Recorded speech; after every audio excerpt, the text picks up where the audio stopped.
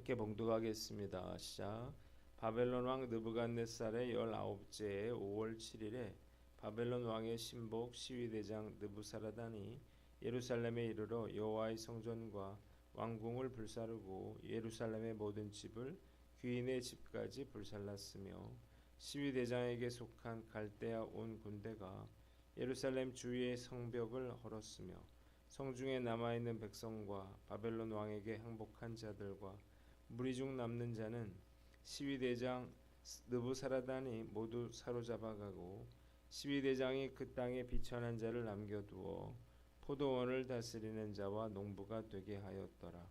갈대아 사람이 또 여호와의 성전의 두 녹기둥과 받침들과 여호와의 성전의 놋바다를 깨뜨려 그 놋을 바벨론으로 가져가고 또 가마들과 부삽들과 부집게들과 숟가락들과 섬길 때에 쓰는 모든 놋그릇을 다 가져갔으며 시위대장이 또 불 옮기는 그릇들과 주발들 곧 금으로 만든 것이나 은으로 만든 것이나 모두 가져갔으며 또 솔로몬이 여호와의 성전을 위하여 만든 두 기둥과 한 바다와 받침들을 가져갔는데 모든 기구의 놋 무게를 헤아릴 수 없었으니 그 한 기둥은 높이가 18규빗이요 그 꼭대기에 놋머리가 있어 높이가 3규빗이요 머리에 둘린 그물과 성류가 다 놋이라. 다른 기둥의 장식과 그물도 이와 같았더라. 시위대장이 대제사장 스라야와 부제사장 스바냐와 성전 문지기 세 사람을 사로잡고 또 성중에서 사람을 사로잡았으니 곧 군사를 거느린 내시 한 사람과 또 성중에서 만난 바 왕의 시종 5사람과 백성을 징집하는 장관의 서기관 한 사람과 성중에서 만난 바 백성 60명이라. 시위대장 느부사라단이 그들을 사로잡아 가지고 리블라 바벨론 왕에게 나아가매 바벨론 왕이 하맛 땅 리블라에서 다 쳐 죽였더라. 이와 같이 유다가 사로잡혀 본토에서 떠났더라. 유다 땅에 머물러 있는 백성은 곧 바벨론 왕 느부갓네살이 남긴 자라. 왕이 사반의 손자 아이감의 아들 그달리아가 관할하게 하였더라.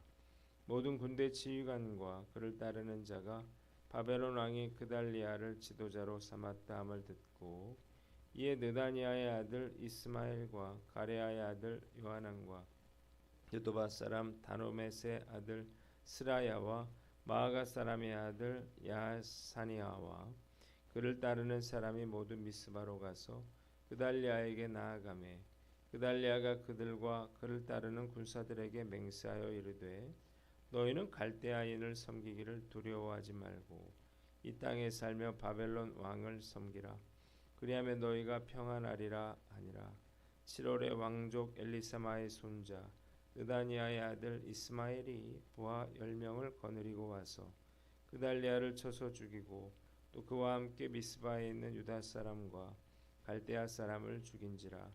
노소를 막론하고 백성과 군대 장관들이 다 일어나서 애굽으로 갔으니 이는 갈대아 사람을 두려워함이었더라.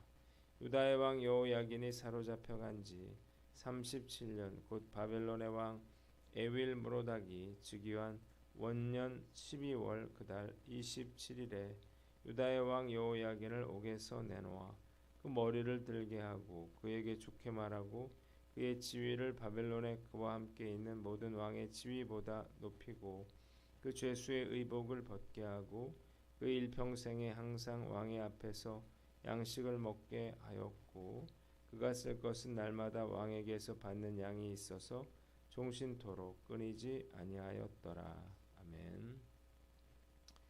오늘은 열왕기하 25장 말씀을 가지고 빼앗긴 유다의 보문 오는가 이런 제목으로 묵상 나눔하도록 하겠습니다. 오늘 본문은 열왕기하 마지막 장으로서 성전 파괴 이후 벌어진 사건들에 대해서 나와 있습니다. 한번 따라해 봅시다. 성전 파괴 이후 벌어진 사건들. 자, 먼저 8절로 21절은 성전 파괴와 포로 이송에 대해서 나와 있습니다. 느부갓네살 왕은 느부사라단을 예루살렘으로 보내어 예루살렘 성전과 왕궁과 모든 건물과 성벽까지 파괴해서 재기불능의 상태로 만들어 버립니다. 이것은 이미 하나님이 솔로몬에게 경고하신 예언과 요시아에게도 경고하신 예언의 성취이고 호세아와 아모스가 한 예언의 성취였습니다. 느부사라다는 예루살렘 성에 비천한 자들만 남겨두고 모두 포로로 사로잡아가고 그리고 성전의 모든 것을 다 바벨론으로 가져갔습니다. 두 번째 22절로 26절은 유다 총독 그달리아의 죽음에 대한 이야기가 나와 있습니다. 느부갓네살은 유다의 총독으로 그달리아를 임명하는데 이스마엘과 요하난, 스라야와 야사니아와 그의 부하들이 이 소식을 듣고 미스바로 옵니다. 그달리아는 그들에게 현 상황에서 바벨론 왕을 두려워하지 않고 섬기는 것이 가장 이로운 일이라며 그들을 간곡하게 설득했지만 이스마엘은 부하들과 함께 이 그달리아를 죽이고 미스바에 있던 다른 유대인들과 바벨론 사람들까지 죽이고 그리고 이후에 후환이 두려워서 애굽으로 도망치게 됩니다. 세 번째 이야기는 27절로 30절인데 석방된 여호야긴에 대한 이야기가 마지막으로 기록되어 있습니다. 여호야긴이 바벨론에 포로로 잡혀간 지 37년 만에 바벨론 왕 에윌므로닥은 그를 사면하고 친절하게 그를 대하면서 그를 다른 모든 속국의 왕들보다 높여줍니다. 그래서 여호야긴은 늘 왕과 겸상하면서 왕의 지원으로 여생을 편안하게 살았다 이렇게 기록이 되어 있습니다.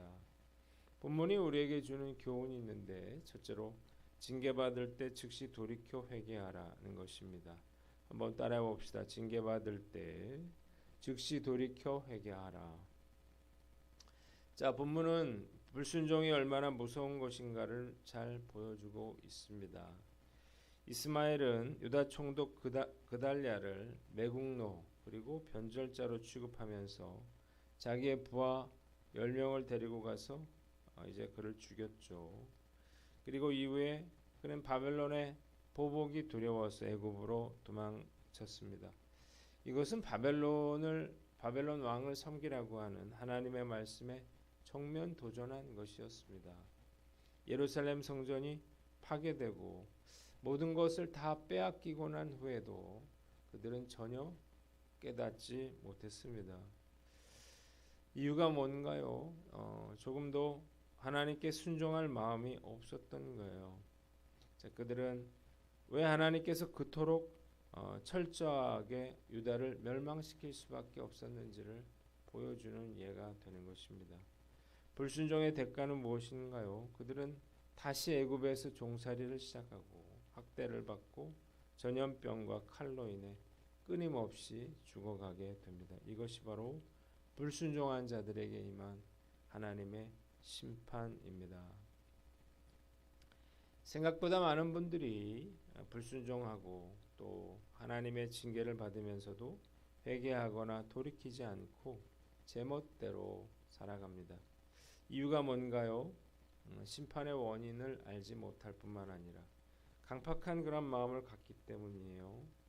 자, 결과는 무엇인가요? 더 큰 징계고 심판인 것입니다.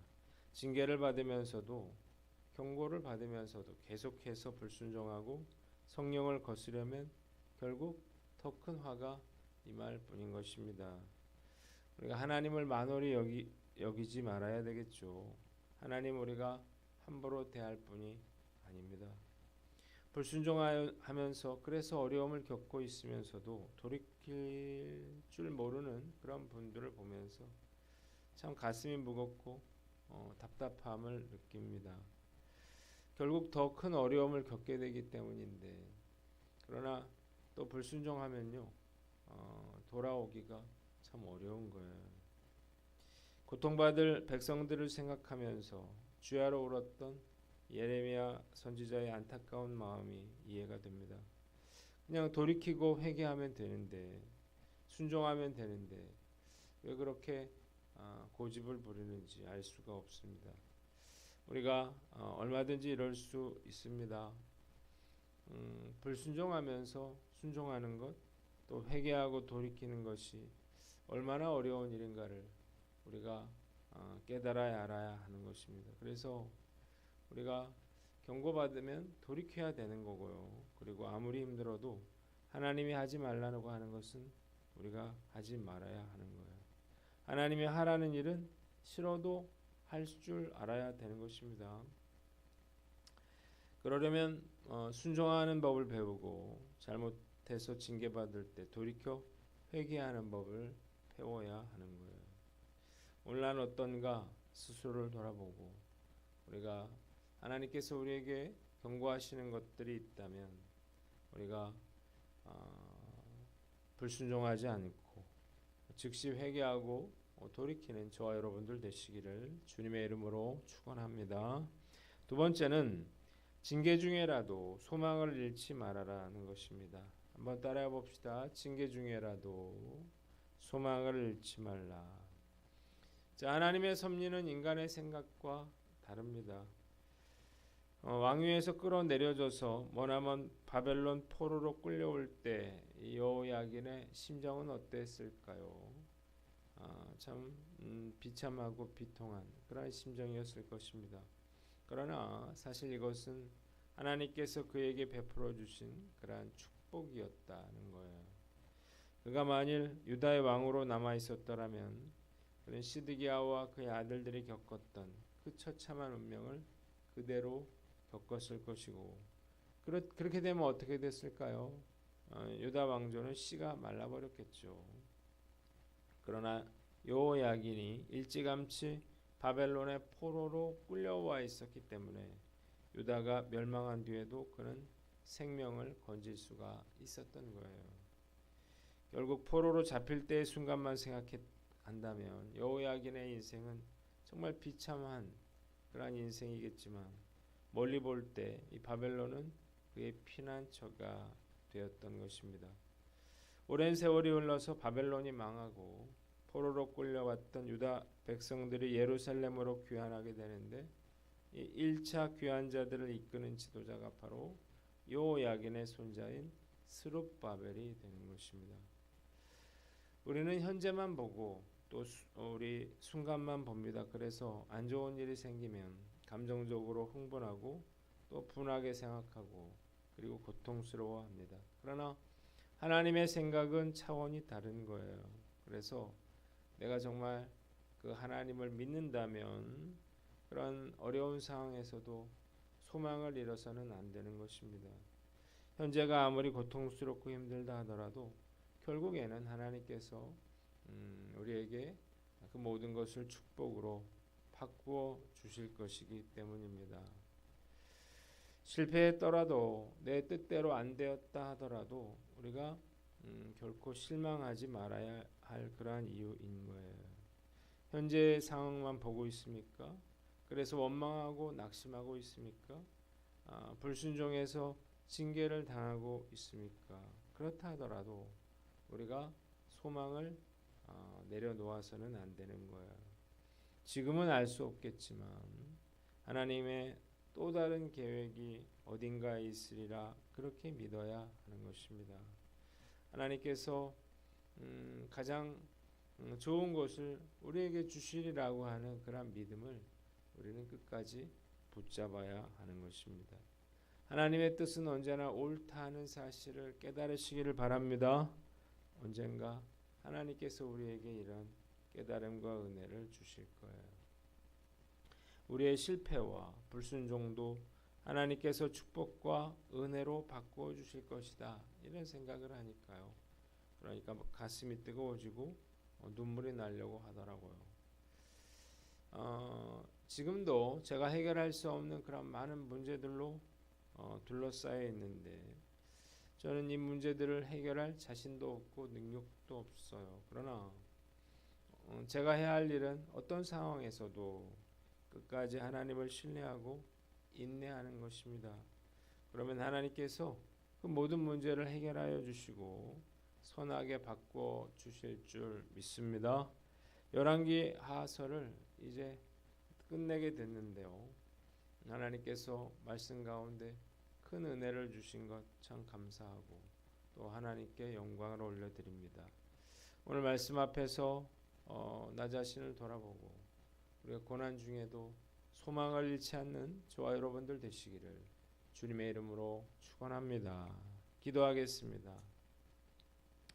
하나님 아버지, 우리가 징계받을 때 즉시 회개하고 돌이키게 하시고 징계 중에라도 우리가 소망을 잃지 않게 하여 주시옵소서.